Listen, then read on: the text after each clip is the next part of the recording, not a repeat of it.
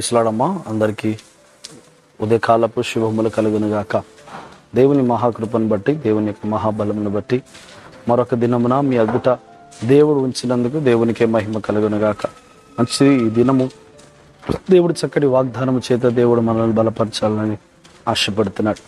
కీర్తనల గ్రంథము 34వ అధ్యాయము 4వ వచనంలో దేవుడు చక్కటి మాటను జ్ఞాపకం చేస్తున్నాడు. నేను యెహోవా యొద్ద విచారణ చేయగా ఆయన నాకు ఉత్తరం ఇచ్చెను.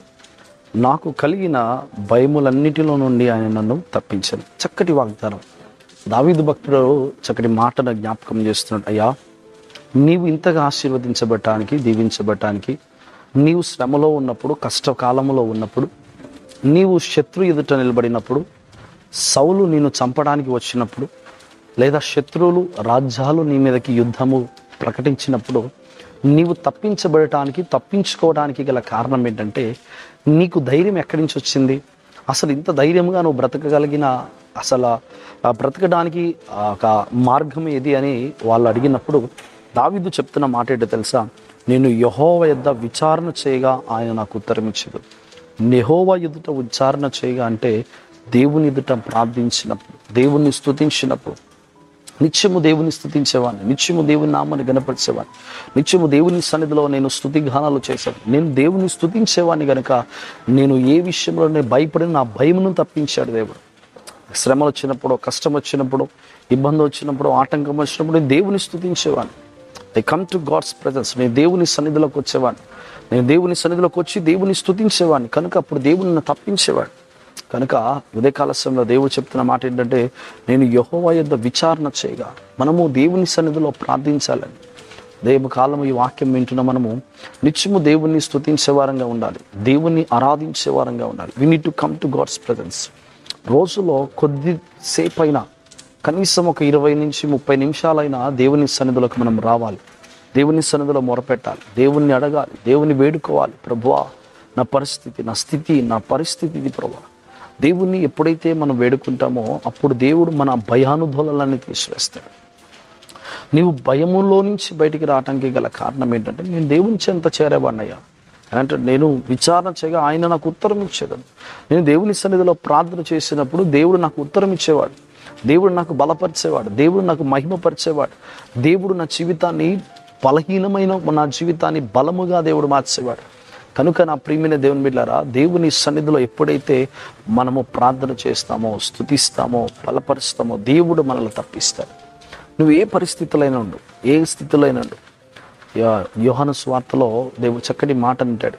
ఏమని అంటాడంటే, అయ్యా, నీవు ఈ లోకంలో శ్రమ అనుభవించావు. ఈ శ్రమను బట్టి నువ్వు అతిశయపడద్దు, ఈ శ్రమను బట్టి భయపడద్దు.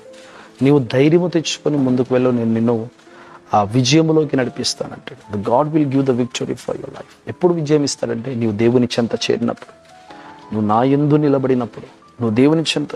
దావీదు విజయానికి గల కారణం ఏంటంటే, దేవుని స్తుతించడం, దేవుని నామమును గణపరిచేవాడుగా ఉన్నాడు. నిత్యము దేవుని స్తుతించేవాడుగా మన జీవితము దాగిపడింది. అందుకే ఉదయకాల సమయంలో దేవుని మాటలు వింటున్న ప్రియమైన సహోదరుల, సహోదరి, నీ జీవితము దేవుని సన్నిధిలో ఫలభరితము, విజయవంతంగా మారాలంటే నువ్వు దేవుని సన్నిధిలోకి రావాలి. నువ్వు దేవుని సన్నిధిలో చేర్చబడాలి, దేవునితో నువ్వు స్తుతించాలి, దేవుని సన్నిధిలో నువ్వు రావాలి, ప్రార్థించాలి. శ్రమ వచ్చినా, కష్టం వచ్చినా, ఆటంకం వచ్చినా, ఇబ్బందులు వచ్చినా, ఏది వచ్చినా నువ్వు దేవుని సన్నిధిలో చేర్చబడాలి. అందుకే అని అంటాడు, నీ పరిస్థితిని బట్టి, నీ స్థితిని బట్టి నువ్వు రా, నేను నిన్ను ఆశీర్వదిస్తాను. నువ్వు రా, నేను నిన్ను దీవిస్తాను. You come to me. అడుగుడి నీకు ఇవ్వబడును, వెదకుడి నీకు దొరుకును, తట్టుడి నీకు తీరుబడు. అడిగే ప్రతి వాటిని దేవుడికి అడిగిస్తారంటే నువ్వు దేవుని చెంత రావాలి. కనుక అదే కాలశంలో దేవుని దగ్గరికి రా. దేవుడు నీ బలహీనత, నీ కన్నీరు, శ్రమలో నుంచి నేను తప్పిస్తాడు. నువ్వు ఎప్పుడైతే దేవుని చెంత నువ్వు చేరుతావో నీ శ్రమలో నుంచి దేవుడు తప్పిస్తాడు.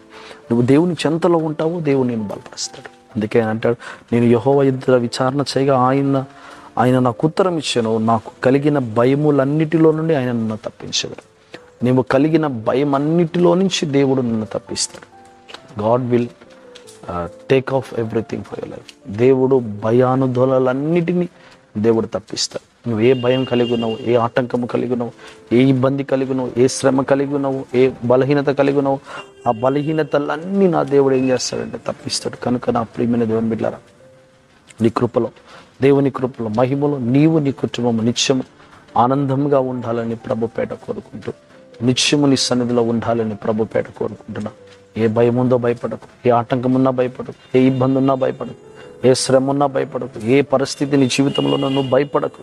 నువ్వు చేయాల్సింది ఒకటే, నువ్వు దేవుని చెంత చేరాలి. నువ్వు దేవుని చెంతకి ఎప్పుడైతే వస్తావో అప్పుడు దేవుని నిన్ను భయములన్నిటినీ తొలగించి నీకు మహిమకరంగా నిలబెడతావు. ఏ పరిస్థితి అయినా కానీ, నువ్వు ఏ స్థితిలో ఉండు, ఈ రోజు నుంచి నువ్వు నేర్చుకోవాల్సిన ఒకే ఒక మార్గం ఏంటి తెలుసా? నీవు దేవుని చెంత చేరాలి. నువ్వు దేవుని దగ్గరకు వచ్చినప్పుడు, నువ్వు మొర్ర పెట్టినప్పుడు దేవుడు దానిని తప్పిస్తాడు, దానిని విడిపిస్తాడు, బలపరుస్తాడు, మహిమపరుస్తాడు. అటువంటి కృప దేవుడు నీకు అందరికీ కలుగును గాక. తల వంచుకొని ప్రార్థన చేద్దాం. పరిశుద్ధ ప్రేమ గల తండ్రి నీకు వందనాలు. కృప కలిగిన మా యేసయ్యా నీకు స్తోత్రాలను శక్తి చేతి నింపండి. అదే కాలము ఈ మాట విన్న ప్రతి ఒక్కరిని ప్రభా నీ చేతులకు అప్పగిస్తాం. మీరు దీవించండి, ఆశ్రదించండి, నీ కృపతో నీ బలపరచండి. మీరే తోడుగా ఉన్నాడు ప్రభు. అవసరాలన్నీ తీసివేసి మైపరచండి.